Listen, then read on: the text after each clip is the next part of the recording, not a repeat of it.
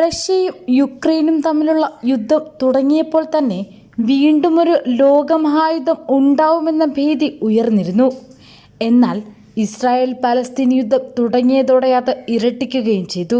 പിന്നീടാണ് ഹമാസിന്റെ രാഷ്ട്രീയ കാര്യസമിതി തലവൻ ഇസ്മയിൽ ഹനിയയെ മൊസാദ് ടെഹ്റാനിൽ കയറി വധിക്കുന്നത്. പിന്നാലെ ഇസ്രായേലിനെതിരെ തുറന്ന യുദ്ധം പ്രഖ്യാപിച്ച ഇറാൻ എന്നാൽ നേരിട്ടുള്ള നടപടിയൊന്നും സ്വീകരിച്ചിരുന്നില്ല. ഹിസ്ബുള്ളയെയും ഹമാസിനെയും ഉപയോഗിച്ച് ആക്രമണം നടത്തുകയായിരുന്നു. ഇനിയൊരു ലോകമഹായുദ്ധം ഉണ്ടായാൽ സർവനാശമായിരിക്കും ഫലം.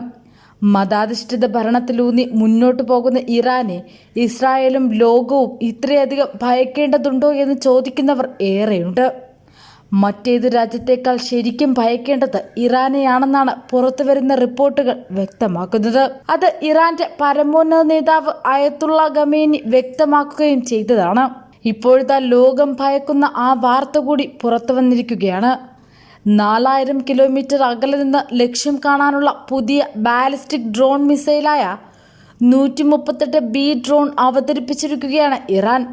കഴിഞ്ഞ ദിവസം നടന്ന സൈനിക പരേഡിലാണ് ഇറാൻ പുതിയ ആയുധം അവതരിപ്പിച്ചിരിക്കുന്നത്.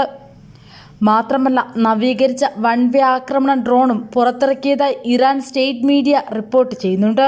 ഇറാൻ റവല്യൂഷണറി ഗാർഡ്സിന്റെ എയ്റോസ്പേസ് ഡിവിഷൻ രൂപകൽപ്പന ചെയ്ത് നിർമ്മിച്ച ഖര ഇന്ധന ആയുധമായ ജിഹാദ് മിസൈലിന് 4000 കിലോമീറ്റർ അകലെയുള്ള ശത്രു കേന്ദ്രങ്ങളെ തകർക്കാൻ സാധിക്കും.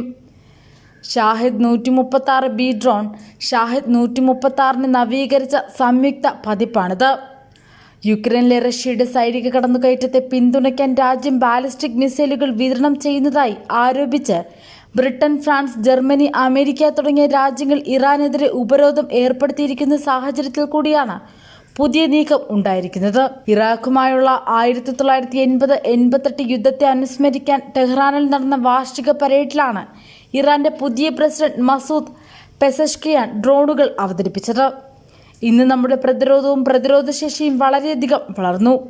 നമ്മുടെ പ്രിയപ്പെട്ട ഇറാനെതിരെ ആക്രമണം നടത്തുന്നവർ കരുതിയിരുന്നു കൊള്ളാനും അദ്ദേഹം പറയുകയുണ്ടായി.